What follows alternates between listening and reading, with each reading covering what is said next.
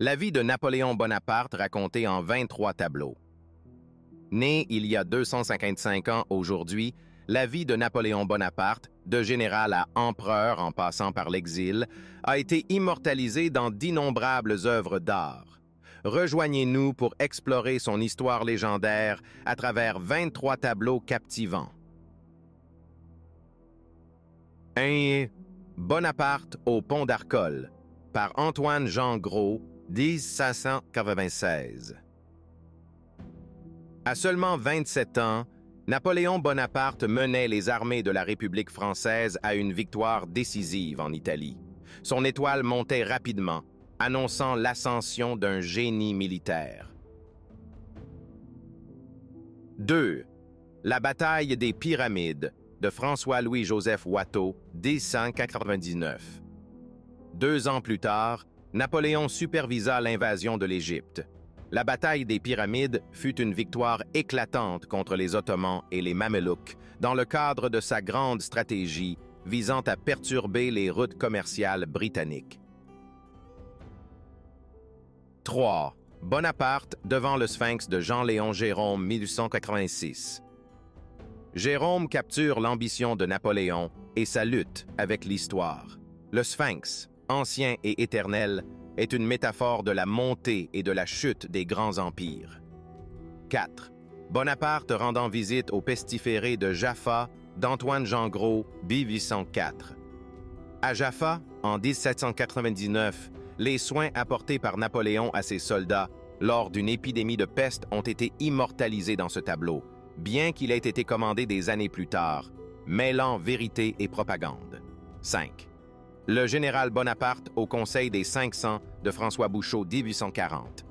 Les tensions avec le gouvernement républicain ont conduit au coup d'État de 1799, établissant le consulat avec Napoléon comme premier consul.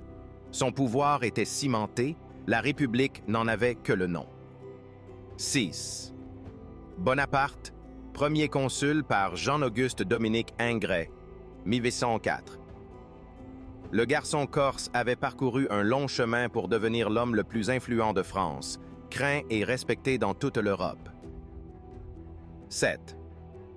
Bonaparte, premier consul, par Charles Maynier, 1804. Au milieu de la Révolution et de la guerre, l'ascension au pouvoir de Napoléon a été fulgurante et sa réputation de stratège militaire inégalée. 8. Napoléon traversant les Alpes de Jacques-Louis David, 1801. L'image emblématique de David représente Napoléon comme un Hannibal moderne, un chef intrépide menant son armée en Italie. 9. Napoléon traversant les Alpes par Paul Delaroche, 1850. Des décennies plus tard, Delaroche a offert une perspective contrastée, soulignant les dures réalités du voyage. 10.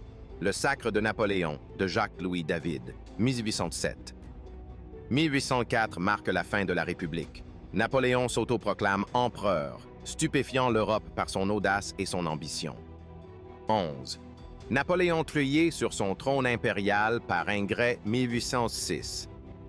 Ici, l'image impériale de Napoléon évoque la grandeur de Rome, son désir d'imiter César et Alexandre le Grand étant évident. 12. Joséphine de François Gérard, 1808. La première épouse de Napoléon, Joséphine, a joué un rôle crucial dans sa vie, même si leur relation s'est terminée par un divorce amer en raison de son incapacité à produire un héritier.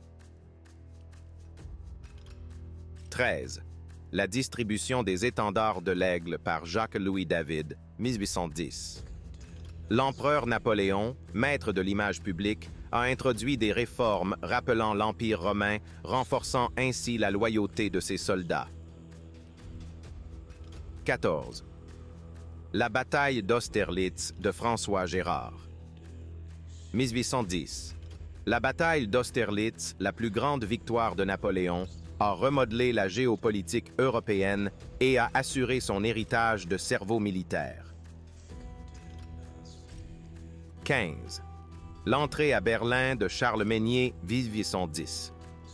Après la capture de Berlin, le système continental de Napoléon visait à isoler la Grande-Bretagne, sa vision d'une Europe sous influence française étant presque achevée. 16. Napoléon sur le champ de bataille d'Eylau par Antoine-Jean Gros, 1818. Mais même l'avancée incessante de Napoléon a été stoppée à Eylau, une impasse sanglante contre les Russes. 17.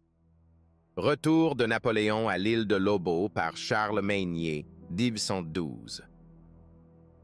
Au lendemain de la bataille d'Aspern-Essling, première défaite majeure de Napoléon depuis une décennie, sa résilience est restée intacte. 18. L'empereur Napoléon dans son bureau aux Tuileries de Jacques-Louis David, 1812. Au-delà du champ de bataille, les réformes de Napoléon ont jeté les bases de l'Europe moderne, son influence s'étendant bien au-delà de son empire.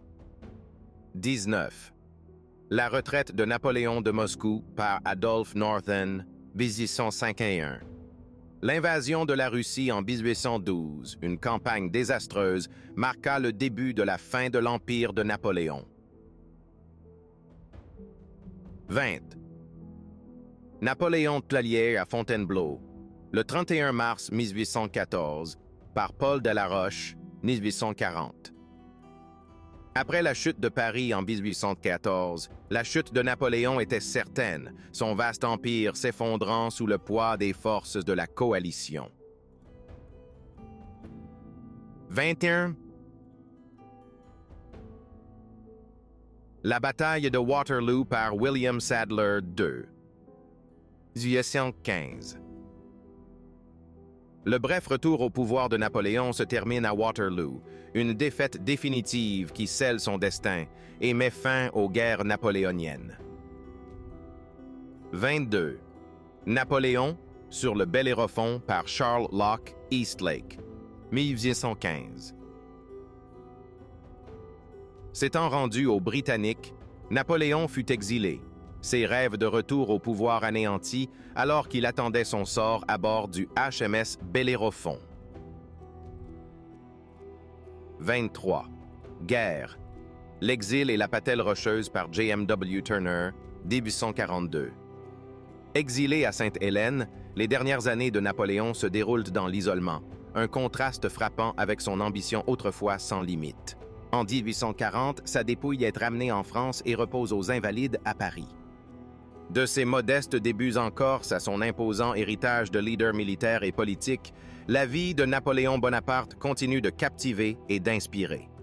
Son histoire, racontée à travers l'art, reste un témoignage de la complexité du pouvoir, de l'ambition et de l'esprit humain. Il s'assied